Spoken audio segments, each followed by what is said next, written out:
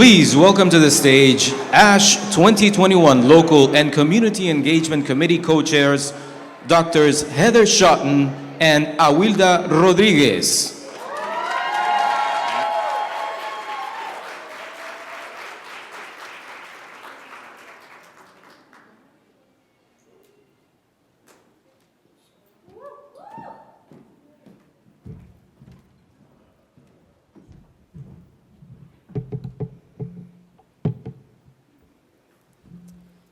Honde Kida on, Honde Onde Bakbone.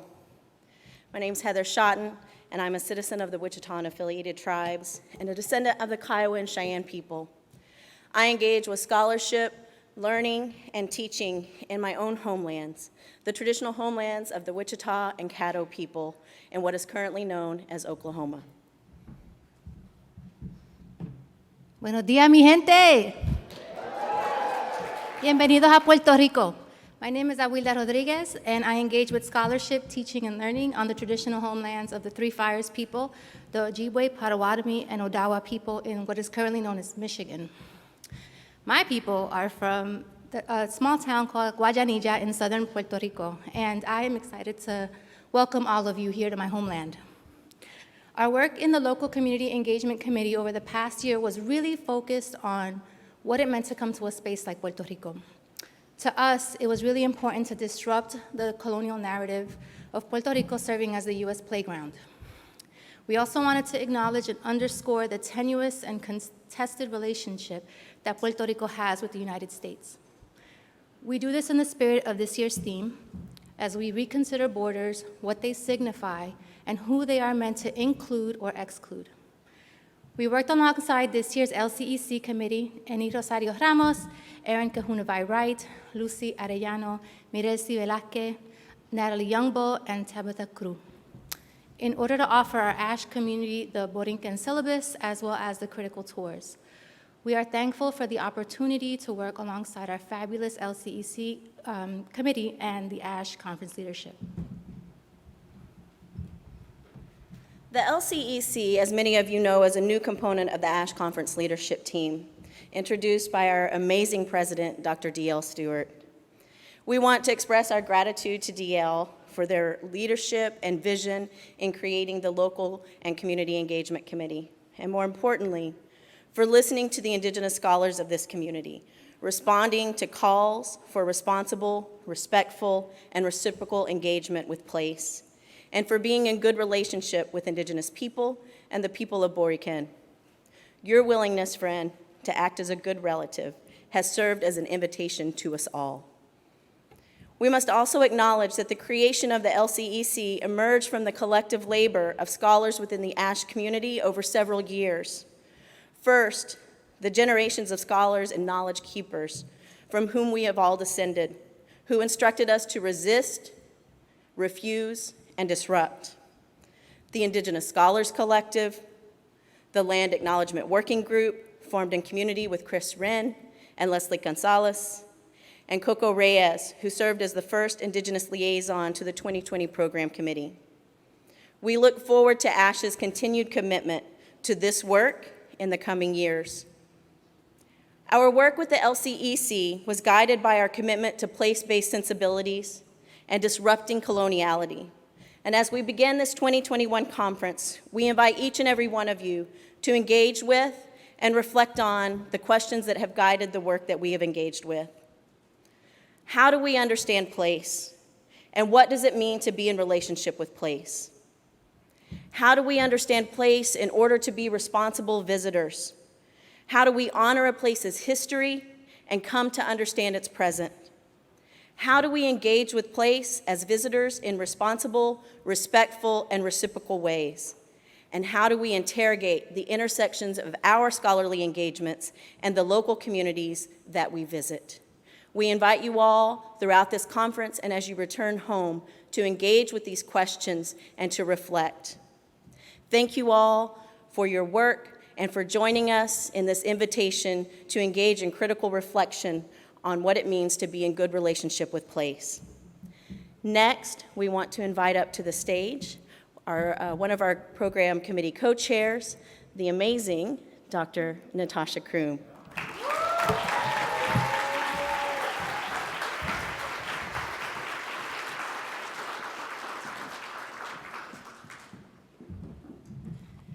Good morning. Okay, y'all here. All right. Present and accounted for. Hello.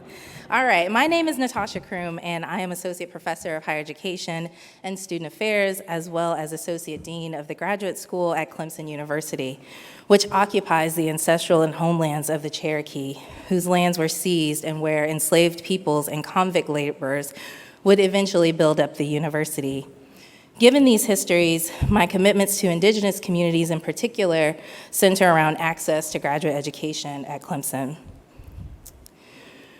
We gather today together to engage in knowledge sharing, discourse, and disruption with the land currently known as Puerto Rico. The set of islands, and y'all gonna have to help me with the word, because even the best of us get it wrong, archipelago, there we go, includes what is currently known as Puerto Rico, Vieques, Culebra, and other uninhabited islands. What's called Borican, meaning land of the great lords, by its original caretakers, the Taino people. And shortly after the arrival of the Spanish, the population of Tainos dramatically decreased through disease and the violence of enslavement, although there are accounts that many fled to the mountainous interior of the island. In order to advance their colonial project, the Spanish brought the first enslaved African people to work the mines and later sugarcane fields. In addition to Europeans, the influence of both the Taino and West African cultures can be experienced in the food, the language, and music in present-day Puerto Rico. This is only part of the acknowledgement prepared by the Local and Community Engagement Committee, and I encourage you to go to the Borican syllabus to read the remainder of the statement.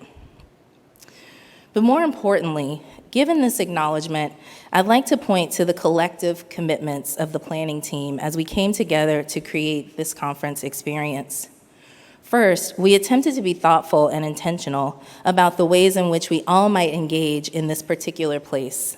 For example, working with folks in the community to organize tours of Puerto Rico based in learning about the land and the people, historically and contemporarily, and unlearning what we think we know about this place and its peoples. Operating from a place of learning from and alongside post-secondary educators and community activists, rather than from a place of imperialism and colonialism. Conceptualizing ways to incorporate the ideas and practices of disrupting borders for the betterment of the work within which we need to be engaged. That is, for example, to acknowledge how we've been complicit in the ongoing epistemic violence against Puerto Rico.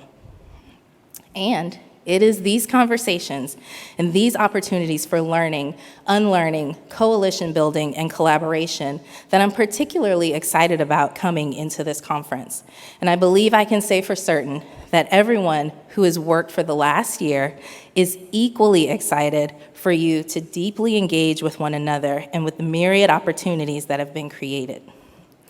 Now, speaking of all the volunteers, on behalf of myself and Dr. Z. Nicolazzo, as the program committee co-chairs, I'd like to thank the program committee, the local and community engagement committee, the accessibility work group, the council leaders, and pre-conference and professional development chairs, additional volunteers, and of course, the ASHE staff.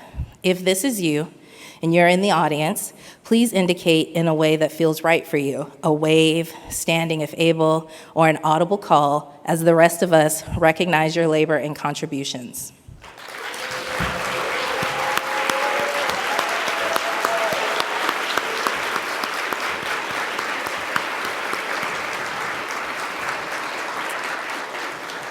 Thank you. Now, I invite Dr. Jason Gilbo, ASHE's Executive Director Extraordinaire, to the stage.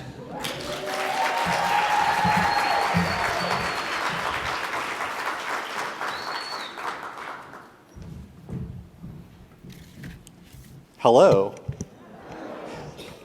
First, I want to take a moment to acknowledge the labor that often goes unseen of our tech staff, our wait staff, our captioners, our facility staff. As you can see, the captions are a little bit off this morning, and they are working frantically behind the scenes to correct our error on this part. So I want to thank them for their work in getting this fixed, but also their work throughout this conference, the skills and talents they bring to us to make our conference experience meaningful and worthwhile. So if we could recognize them, please.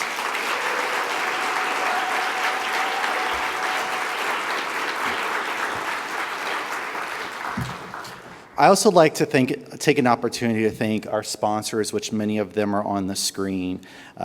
ASHE remains a place where we try to center accessibility and specifically financial accessibility. If you compare our registration rates, our membership dues to other organizations, we are fairly affordable.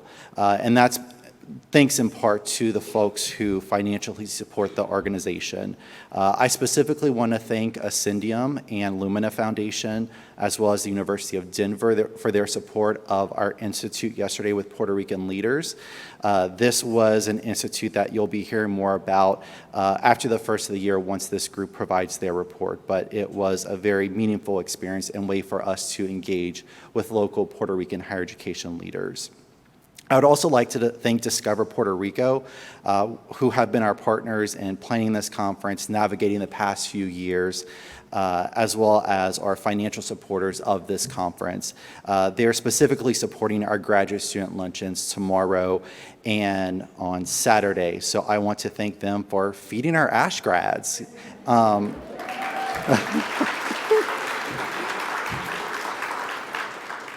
And then finally, I'd also like to thank the University of Denver for their support of this conference, including the the welcome reception last night, as well as the session this morning. So if we can give the University of Denver some love. And next, I get the somewhat unfortunate pleasure of just going over some logistical reminders for everybody. It's probably in one of those long emails that you may or may not read, so I'm just going to quickly reinforce some things. So over the past 2 years, we have worked with a few work groups and some really amazing ASHE members to develop our ethics statements, our events code of conduct, which everyone has been provided with. This is really for us to center ourselves in being responsible colleagues who act ethically and with care for each other. We hope that we don't have any issues arrive through this conference, whether in person or virtually, but if something does happen, we now have mechanisms in place as of our June board meeting to rectify the harm that's been done. Also, this year we have contracted with our first ever conference ombuds, which you have likely seen in our emails. So Chuck Sloan and Dawn Osborne Adams are here with us. Their office is located in the Luna boardroom, and they are individuals that provide a neutral, confidential, independent space to constructively address individual and systemic concerns. So if you have any issues that you want to talk about in a confidential and independent matter, we encourage you to visit with Dawn and Chuck. Also, if you're still not clear about what they do, feel free to stop by and have a great conversation with them. They're open and willing to meet with folks throughout the conference. And then finally, want to acknowledge that we are very much obviously still living in a global health pandemic. And I want to take a moment to recognize those friends and family that we have lost through this pandemic. I know it has affected many of us individually, so throughout this conference, if we can keep those folks in our hearts. As we continue navigating this, just a reminder, we're all wearing masks and wearing masks properly. We have social distancing, obviously, as for folks who are in the room with us, you'll see chairs are spaced out a little bit. And then also through the reminders that we sent out, as well as some information from last week, we have developed a COVID guide for folks to understand how we as ASHE staff and as leadership volunteers are navigating this. So thank you for being here. I actually get to reintroduce Dr. Natasha Kroom.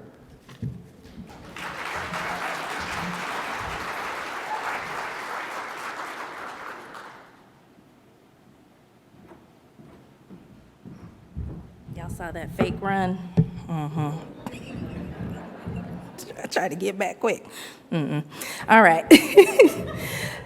The moment that I know you are actually all here for, because I know y'all are ready for the genius that is President D.L. Stewart and his presidential address, right? Okay.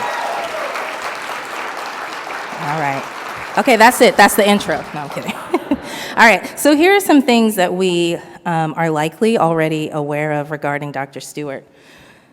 Dr. Stewart is professor and chair of higher education in the Morgridge College of Education at the University of Denver. Shout out to all the DU folks. Dr. Stewart is a leading scholar within the areas of learning, growth, and success of minoritized groups and getting people and institutions together around their engagement with equity, diversity, and inclusion rhetoric and practice. For this work, he's been recognized by many organizations, including with the Council on Ethnic Participation's Mildred Garcia Award for Exemplary Scholarship and the Founders Service Award, and from organizations such as the National LGBTQ Task Force, where he was recognized as Scholar of the Year at their Creating Change conference. But if you were to ask him what he do and who he do it for, it's not for the shine. And if you really know him, he's humbled by all of this. And for all the scholarly works he's created and programs he's led over his career, what he's most honored by is the way he's able to support students' goals. That he's been able to advise and mentor first-generation queer and racially minoritized students through these often dehumanizing academic streets. Mentorship that I, too, and many others in this room, no matter of stage of career, have benefited from as well. And it's also about using his written work for change and action, creating work institutions, scholars, practitioners, and administrators can take up towards institutional transformation. In a space like ASHE, many of us look up to those who write in ways that inspire us to be better at what we do. And I am no different, because let me tell you, I can't lie. For me, Dr. Stewart's written work is smoother than a Sade concert with Sade as the opener and the headliner. So you know that's smooth. And maybe with a little Anthony Hamilton for the after party, okay? He's previously described his own work as, quote, motivated by an ethic of love, grounded in justice, and informed by an intersectional framework that recognizes both the lived experiences of individuals with multiple marginalities, as well as the material effects of interlocking systems of oppression, end quote. I told you they were smooth, okay? And his scholarship pushes me to think more about how I engage my own work from an ethic of love and with goals of transformation in my research and praxis. But really, some of my greatest lessons about the game, that is this thing we call academia and higher ed, I learned from Dr. Stewart, probably unbeknownst to him. Namely, the power of being genuine and showing up as and in who you are consistently. Because as we all know, this isn't always how we experience folks in these spaces. Whether that be in formal roles where his philosophy centers on living into the expectations of leadership, responsibility, and accountability, focusing less on authority and majority and more on how to affect change through lifting up people and issues to create broader awareness, asking himself, am I doing right by the people who elected me? How he shows up in his scholarship and leadership has modeled for me just how intertwined these major roles are, despite the many ways we try to disentangle research and service. It's the authenticity and the substance across context for me. It is my honor to introduce to you all and welcome to the stage your ASHE president, Dr. D.L. Stewart.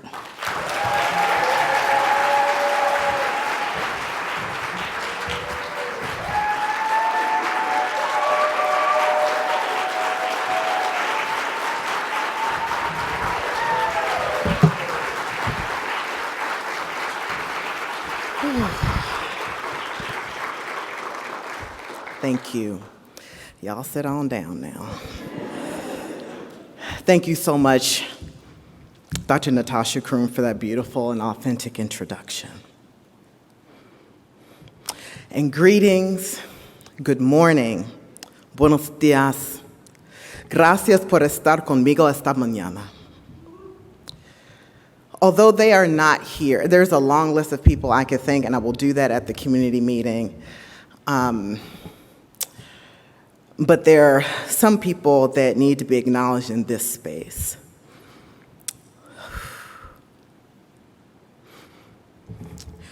Although they are not here, I've got to acknowledge my mother, Dorothy Elizabeth Lazarus, and my son, Michael Ezra Martin. My mother shaped how I entered the world. My son has shaped how I continued in it. Cannot be here today without either of them, and so from afar I say thank you and I love you. I also cannot be here without the rest of my family, the siblings who I chose and who chose me, the nieces and nephews, the cousins, the aunts, the uncles, and the comrades in the struggle. At the risk of getting myself in trouble for not calling someone's name, I want to, and as I do so, if you'll just in whatever way is comfortable for you, indicate that you're here if you are watching through the virtual ticket, I don't know, shout out to yourself, I don't know, in your room.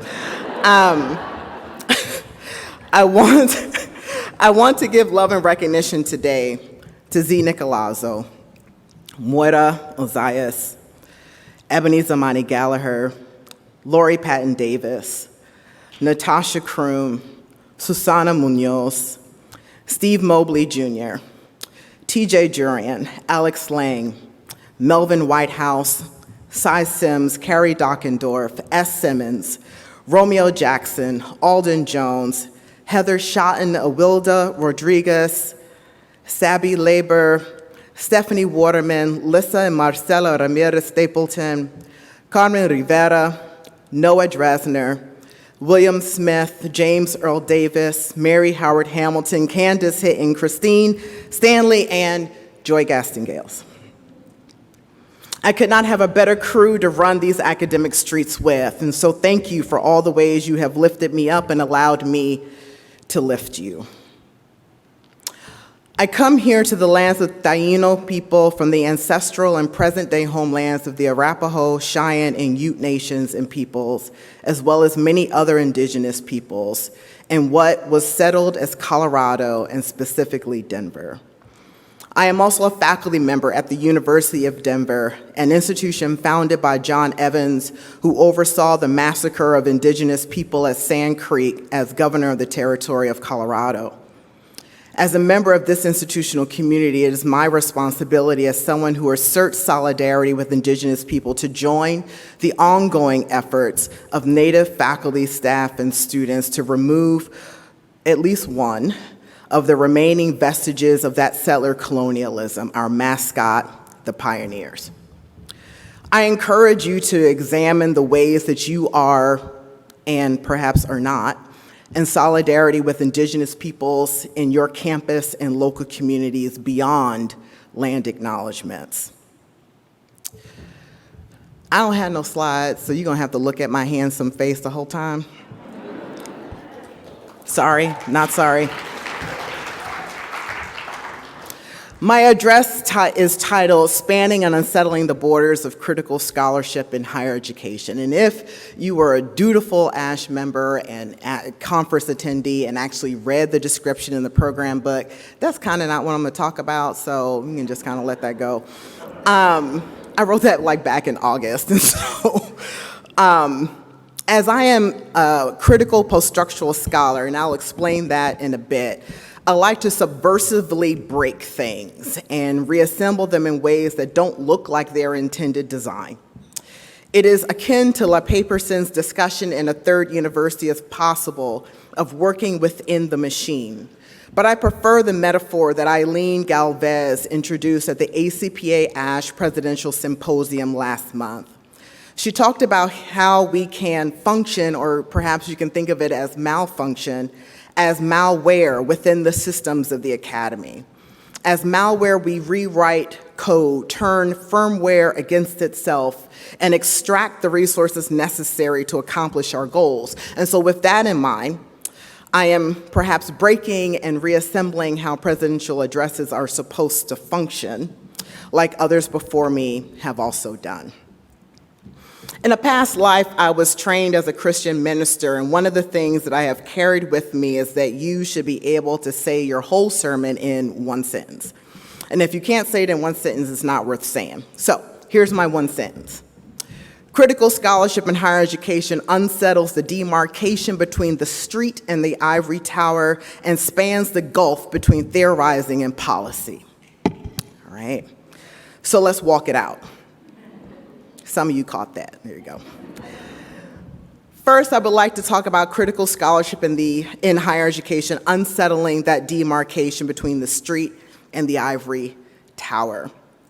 If I had gotten myself together and I had slides, I have critical scholarship and pictured in my mind like a word inserted into a sentence in copy editing markup, you know, that little caret you put there.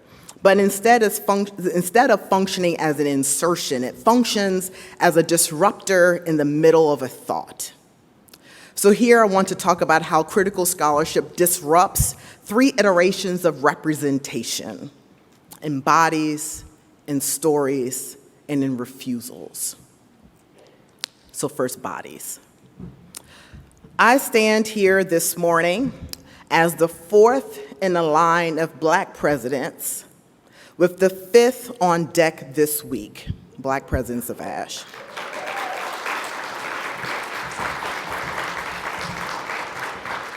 It is worth noting that there were 24 years between the first Black president, Michael Nettles, and the next, Sean Harper.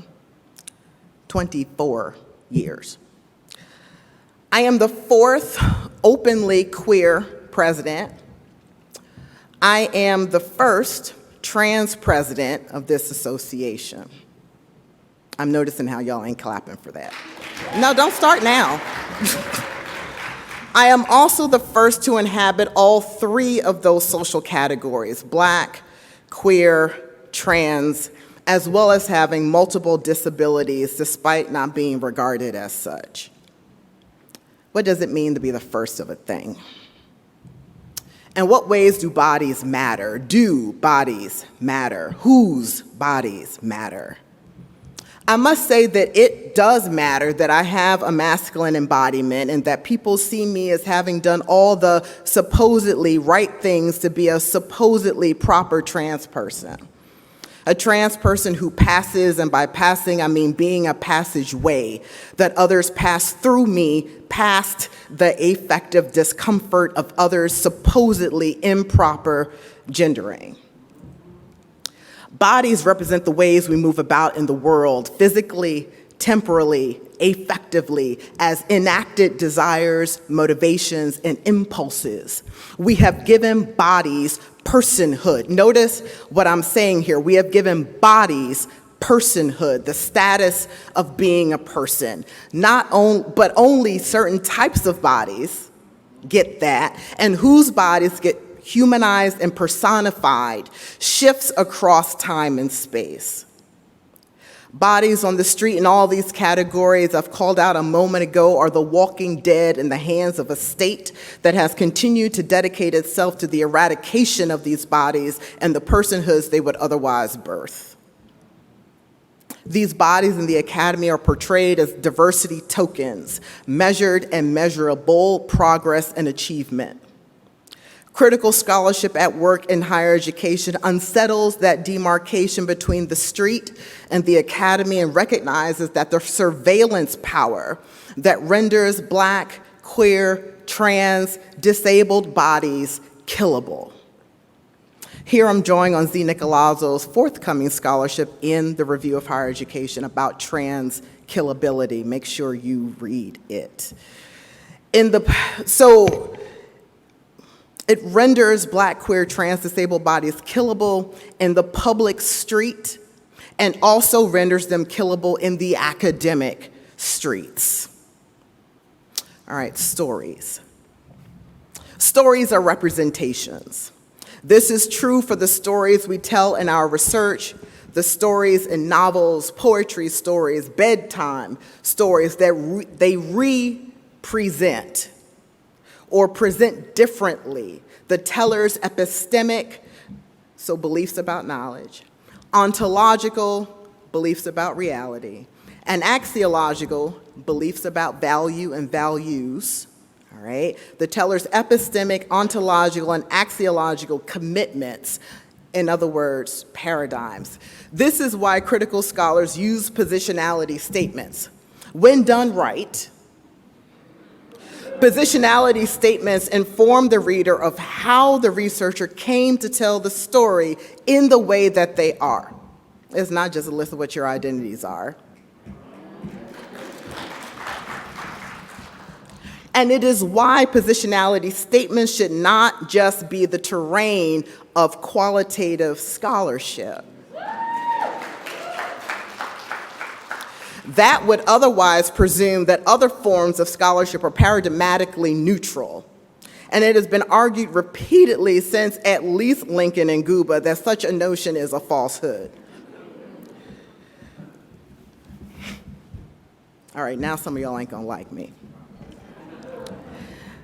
Every ASHE president, I'm talking about stories still, every ASHE president has had their presidential addresses printed in the pages of the Review of Higher Education as the lead article, except two, Shawn Harper and Lori Patton Davis, the first Black woman president.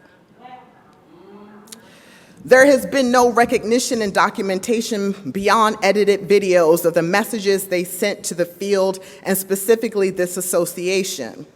Shawn about white power and supremacy in the study of higher education and the need and opportunity to serve the people, not ourselves.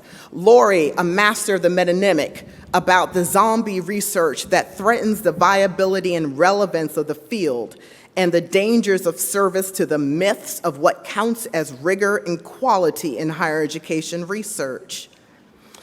The reasoning is unknown, and perhaps race and Blackness have nothing to do with it. But if style and delivery do, then that is about Blackness. And if it is about Blackness, then it is about the entrenched anti-Blackness within this association.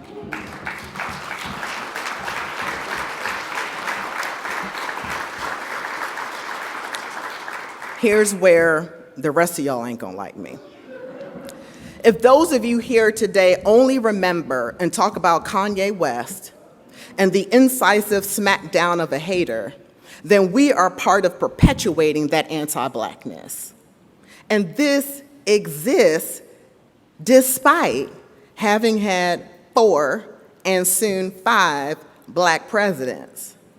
4 within 5 years, because representation and compositional diversity will not save us.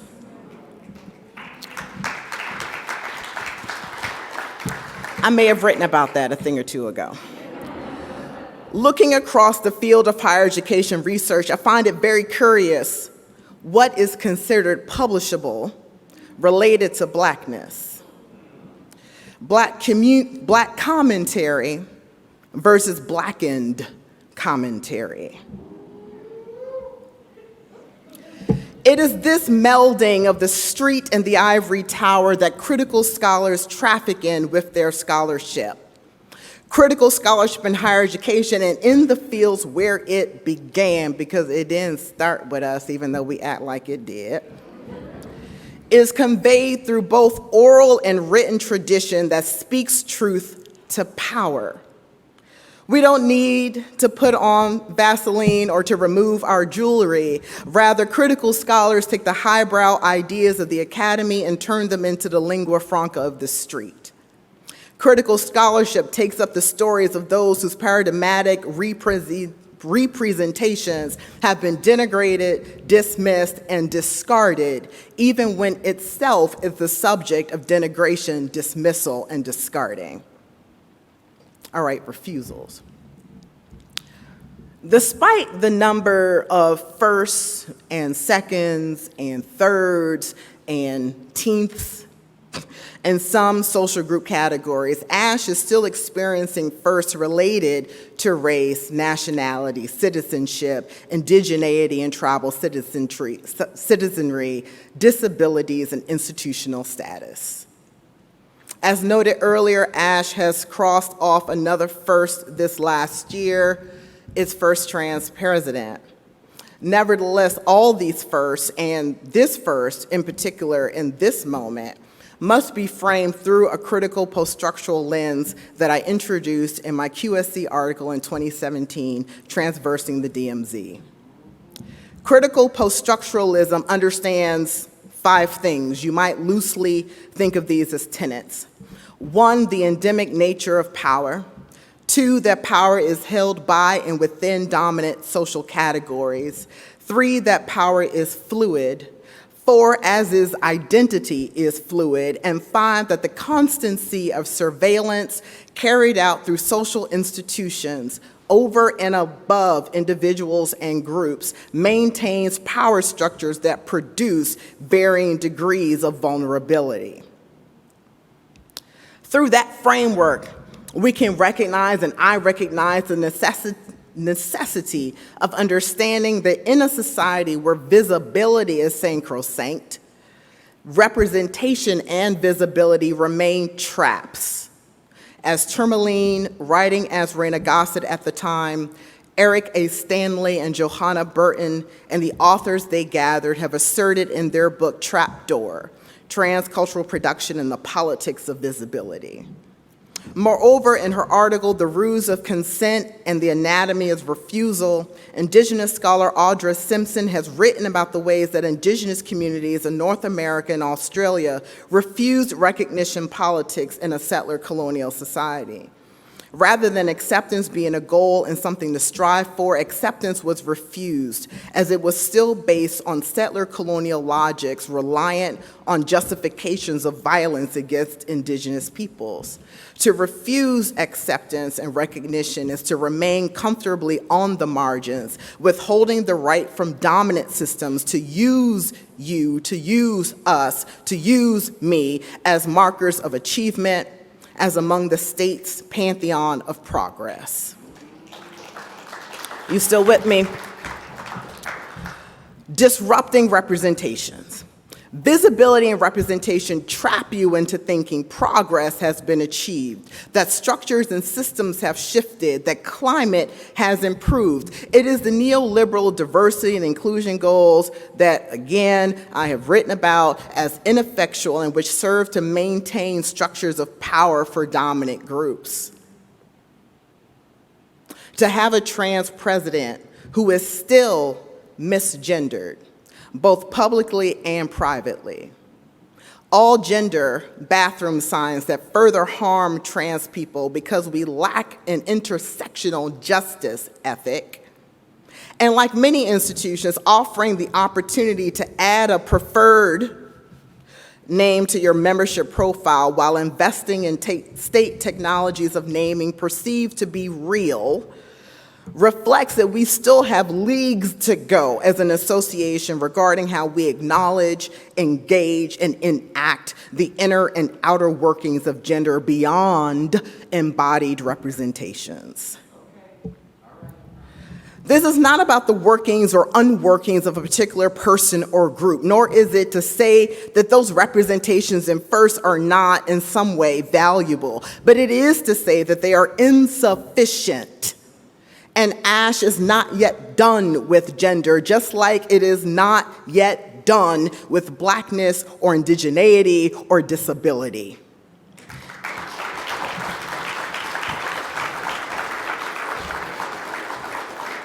It cannot be done through individual efforts or the idiosyncratic motions passed by the board. No, it must be concretized in the bedrock of the association's identity, policies, practices, norms, and socializations. This work that has begun over the last 2 years This is work that has begun over the last 2 years and will continue, the last 2 years and beyond, prior, right? It will continue. It is critical scholarship that helps us to refuse the enticement of believing the ivory tower will do anything but bind us to an altar of diversity. All right, now the second half of my sentence. Critical scholarship spanning that gulf between theorizing and policy. All right, so this second half of my one-sentence talk was that critical scholarship in higher education spans the gulf between theorizing and policy. It reflects the heart and the mobilizations of the theme for this year. Really, I have already begun talking about this because criticality is about the transformation and liberation of systems and structures. It is about, as I said, concretizing or embedding transformation and liberation in the DNA of organizations so that the charisma of a particular leader or succession of leaders does not direct or fail to direct how the values of the association are enacted. I'll argue here that critical theorizing inevitably leads to critical policy enactments. Spanning and unsettling the borders in this conference theme is the mobilization of a set of intellectual, cultural, and relational practices meant to disrupt and transform how we apply our work, scholarship, teaching, and service, and the arbitrary distinctions between the three in higher education through the conference forum and space. That word, practices, is key. We did not just theorize the challenges and dispute the envisionings of conference forums. Rather, we moved that theorizing into praxis. This conference, then, is a conceptual place, carrying forward Davina Cooper's 2013 discussion of everyday utopias as promising places which have conceptual life that mobilizes their practices. Similarly, we envisioned an otherwise, as Sean Crawley introduced in 2015 and later elaborated as a concept of irreducible possibility, signifying our capacity to create change, to be something else, to explore, to imagine, to live freely, fully, vibrantly. We moved in this way within an association that still has work to do, a promising space, not a finished one. We put critical scholarship to work, but that is not easy to do in the field of higher education. Several external factors come together to create those conditions. They are scholarly mission drift, and in tandem with that, discovery-based scholarship. So let's talk about mission drift. How am I doing on time? I have no idea what time it is. Our critical praxis in this moment notwithstanding, something has gone awry in the field generally, or more likely it is functioning exactly as it should. We talk about mission drift for institutions, those who are striving to an elevated institutional status, not because they are seeking to further enhance and broaden their service to their communities, as is the case for regional public institutions, as Cecilia Orphan points out. Contrarily, for regional public institutions, this type of what I call mission expansion by these institutions is often about filling a gap that is not being met by other institutional types in the region, all right? So I'm not talking about mission expansion. Rather, I'm talking and speaking of colleges and universities who strive to get acceptance onto the AAU elite list, who want to be within the top 50, 25, 10, whatever, in the US News and World Report rankings, which, as scholars like Leslie Gonzalez and Anne-Marie Nunez found in 2014, function as a regime that directs the production of knowledge, as quoting from them, promoting individualism, standardization, commodification, and homogenization. Similarly, academic fields can experience a type of mission drift that has them striving for a homogenizing, commodifiable excellence that is determined by how close to scientism and excessive belief in the power of scientific knowledge and techniques, right? By how close to scientism the field's scholarship is judged to be. This devotion to scientism is communicated through many avenues. For example, journals in the field pride themselves on rejection rates, strive for bigger impact factors, and higher downloads for their articles. Annual and consequential reviews measure quality and rigor by these same metrics of so-called productivity, as well as usefulness as determined by whether other scholars at supposedly peer institutions or even aspirational ones embrace the ideas, methods, and recommendations offered by the faculty member under review. Editors and reviewers judging manuscripts by the researchers' attestations of generalizability, their numbers of participants, and the iterator reliability of their coding, for example. So that's the mission drift piece. Discovery-based scholarship. This could be called a devotion to the scholarship of discovery, one of Ernest Boyer's typologies of scholarship introduced in 1990.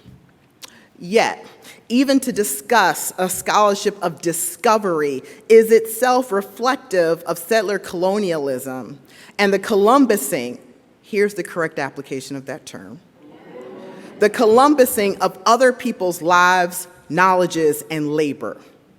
Nevertheless, much of our research in higher education is executed as a scholarship of discovery. This scholarship of discovery is the root, really, of the individualism, standardization, commodification, and homogenization that Gonzalez and Nunez discussed. In adhering to a higher education adaptation of the scientific method, we have made a critical error. There are variations on how many steps there are to the scientific method. Some say 5, some say 7, some says 10.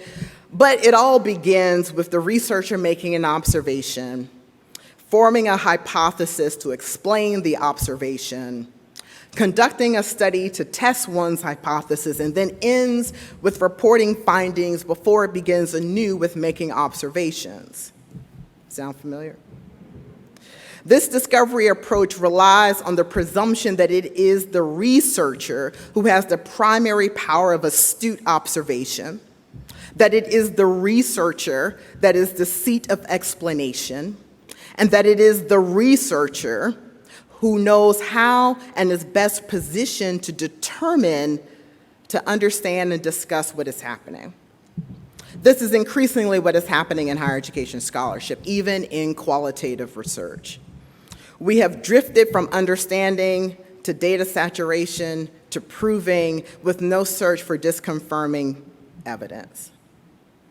It begs the question of reporting to whom and for what purpose.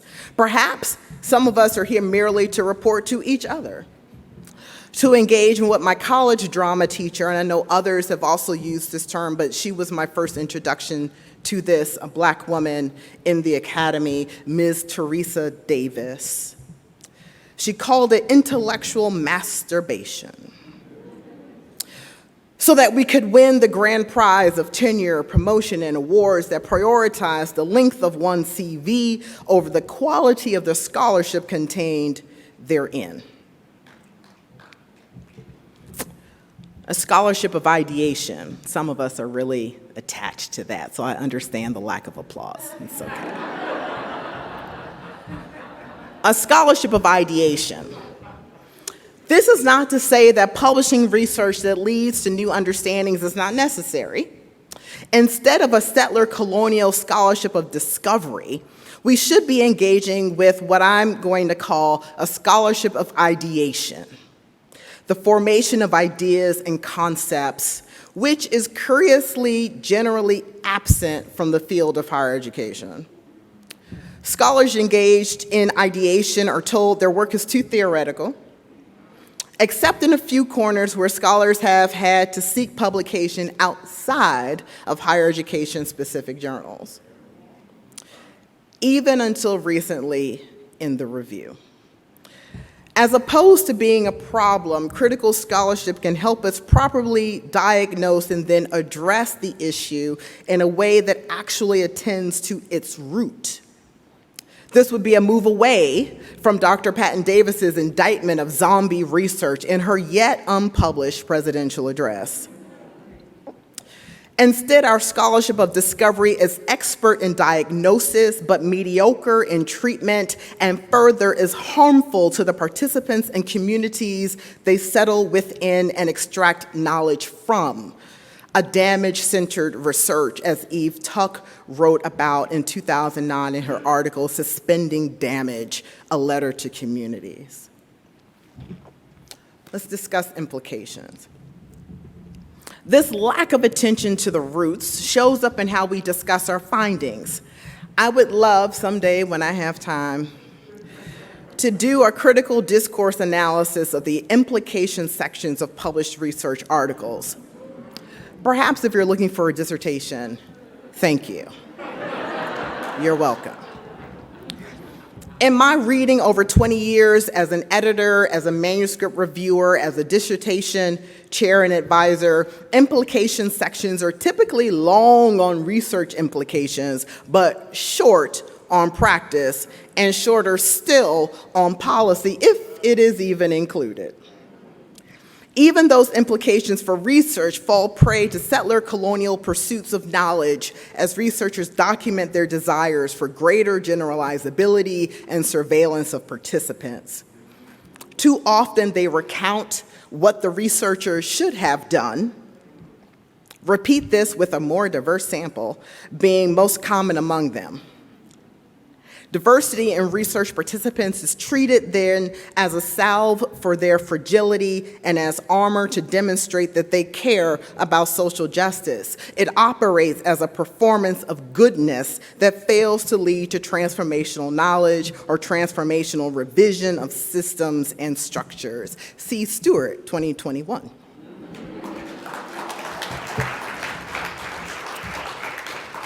Scholarship of application. I am attesting that this pursuit of a science of discovery and its application of the scientific method has so polluted the field of higher education that it seems we have collectively forgotten that higher education is an applied field. Let me say that again. Higher education is an applied field, multidisciplinary in its origins, and best iterated through interdisciplinary frameworks. Yes, I'm also an historian. Within Boyer's 4 domains of scholarship, we emerged out of what he would call the scholarship of application. Through this domain, quoting Boyer in 1990, theory and practice vitally interact and one renews the other. Lee Knefelkamp introduced the PTP model in 1985, practice to theory to practice. Practice to theory to practice is about research as learning, but also about research as the practice of humility, the valuing of practitioners as holders and developers of knowledge, and the necessary partnership between those who study and those who do. The people who use our research, or we hope use our research, right? That's who we're writing for. And those with whom our research is conducted are the determinants of its goodness and utility, not whether how much it gets downloaded, not the impact factor of the journal, not whether we manage to get in under the 3% acceptance rate. Critical scholarship takes this one step further and grounds theory in the practical lived experiences of the people directly impacted by white supremacist and settler colonial policies and practices, recognizing that whiteness becomes a container for other methods and systems and structures of domination, as Zee Nicolazzo and I have also written about. Again, outside of a higher education journal. The call to get to work.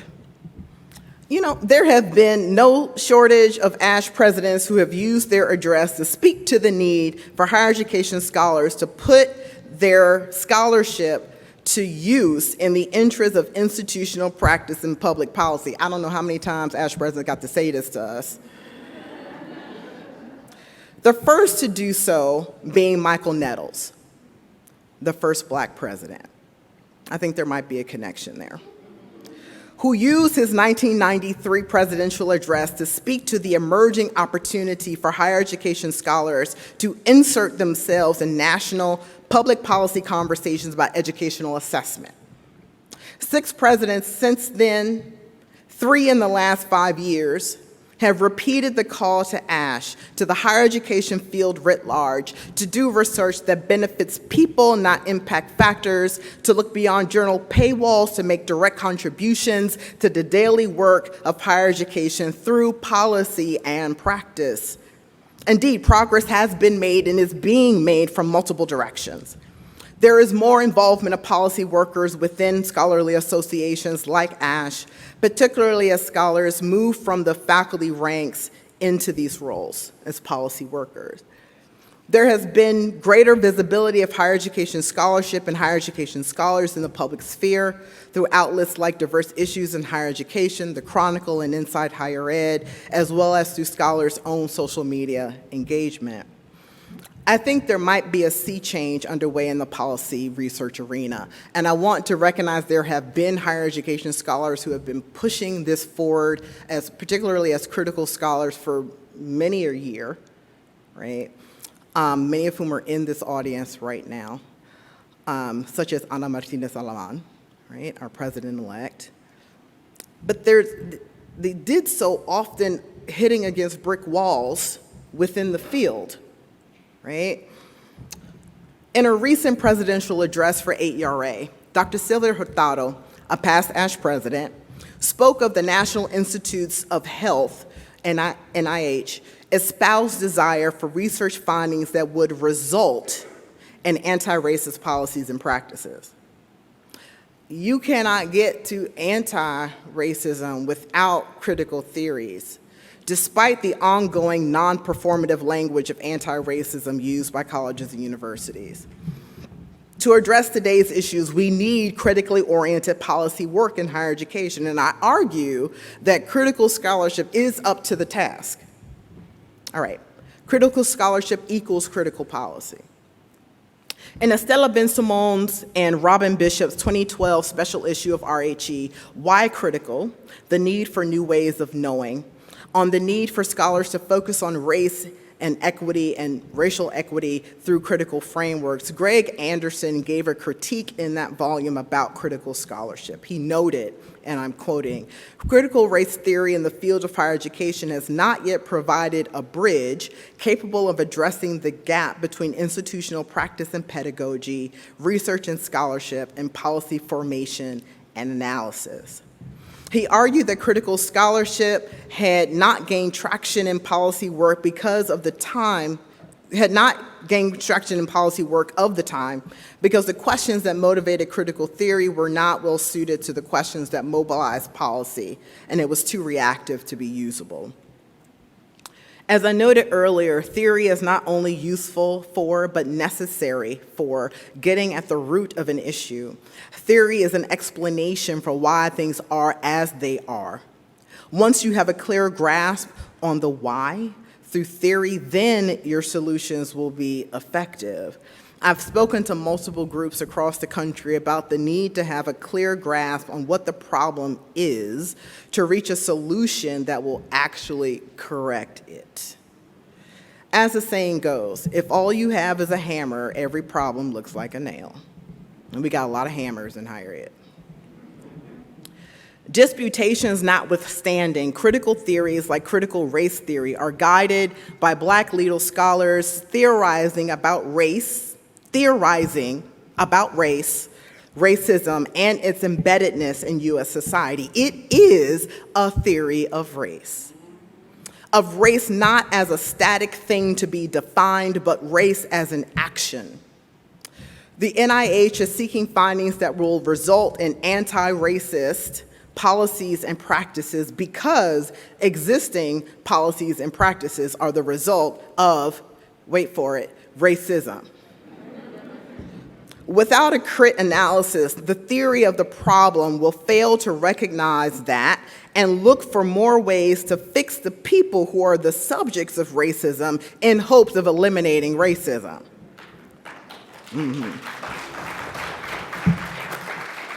You know, if we are to be honest, in this day, much of this has been spearheaded by early and mid-career scholars, many of whom are scholars of color, such as Dominique Baker, Crystal Williams, Chris Nelson, Eric Felix, Vanessa Sanson, Cheryl Ching, Deshaun Patterson, Mike Hua Nguyen, Jason Taylor, and others.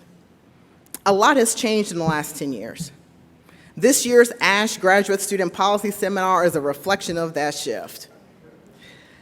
I said earlier that the questions this critical scholarship asks are compatible with the answers that policy seeks.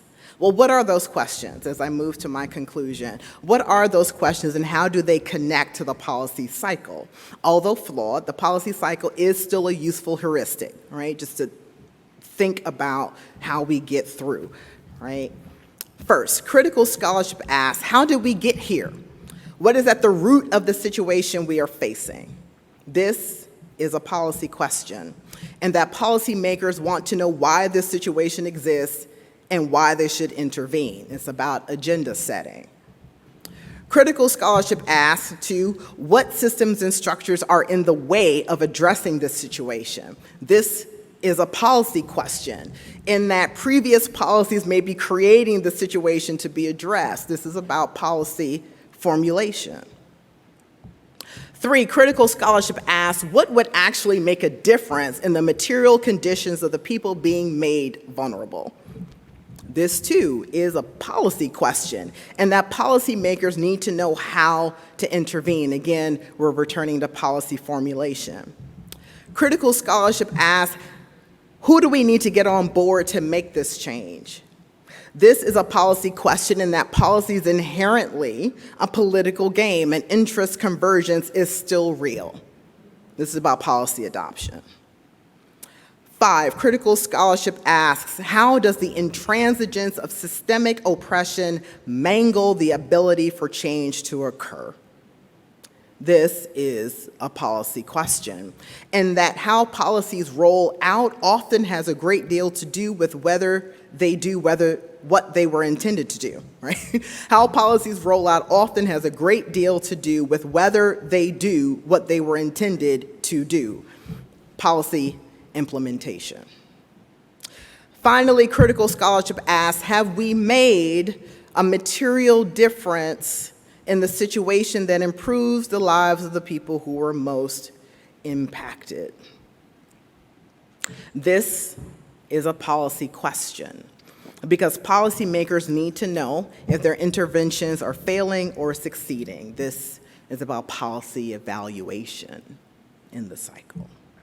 At each stage of the policy cycle, critical scholarship can be brought into play, and this is evident in the real-time work of many of the scholars I have cited above. And it is also present in the monograph edited by Michelle Young and Sarah Diem in 2017, Critical Approaches to Education Policy Analysis, Moving Beyond Tradition.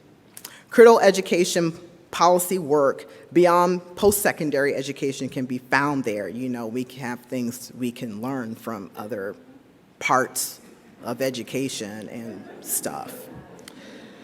If you didn't catch all those 6 questions, don't worry, just look for the published address next year in the review.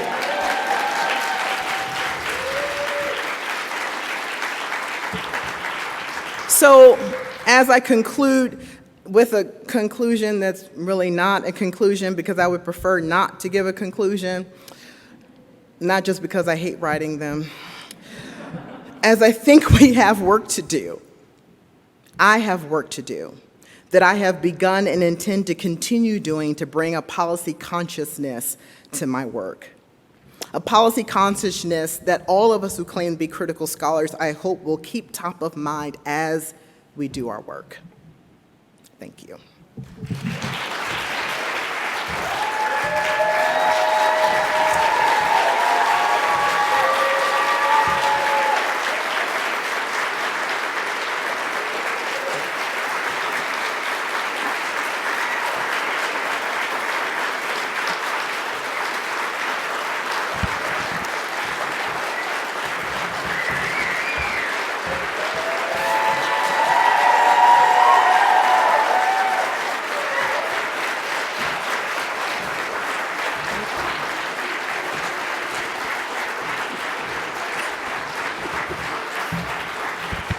I think, Dr. Z. Nicolazzo, it's your turn. Okay. Thank you all so much. Please welcome to the stage ASHE 2021 Program Committee Co-Chair Dr. Z. Nicolazzo.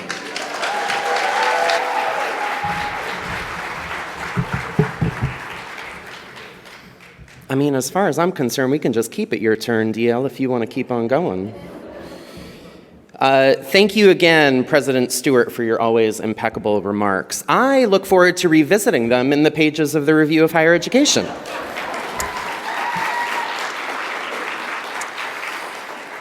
My name is Z. Nicolazzo, and I've had the absolute pleasure to serve alongside Dr. Natasha Kroom as the Program Committee Co-Chair for this ASHE conference.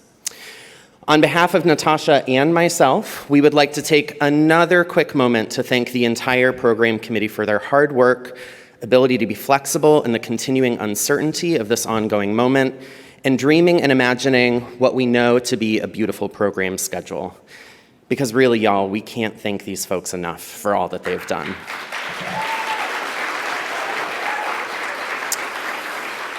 For those program committee members who are not here in person, we appreciate your service deeply. And for those program committee members who are with us today, we ask that again you make yourselves known so we can applaud all of your efforts. Thank you.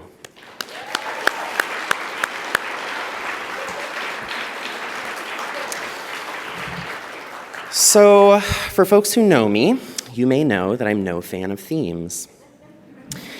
However, after my idea for having the non-theme for this conference be simply ASHE 2021, I was deeply excited for the theme that bubbled up during our conference leadership meetings, spanning and unsettling the borders of higher education. This was a theme that I could get behind for several reasons. Personally, I do not think of the work that I do as fitting exactly within the structures of whatever some may think of as higher education studies proper. So the theme created both epistemological and ontological space for me and those alongside whom I work and think.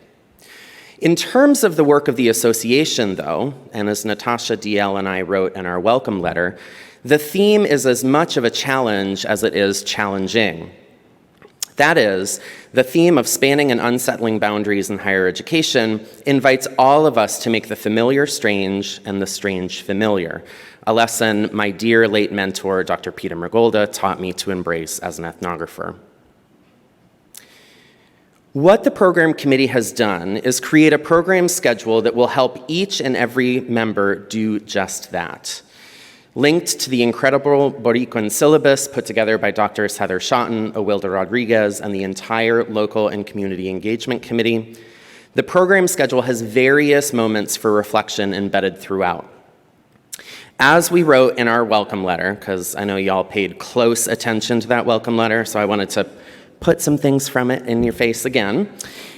We welcome all participants to disrupt, unsettle, and span your own thinking and feeling work in the following ways.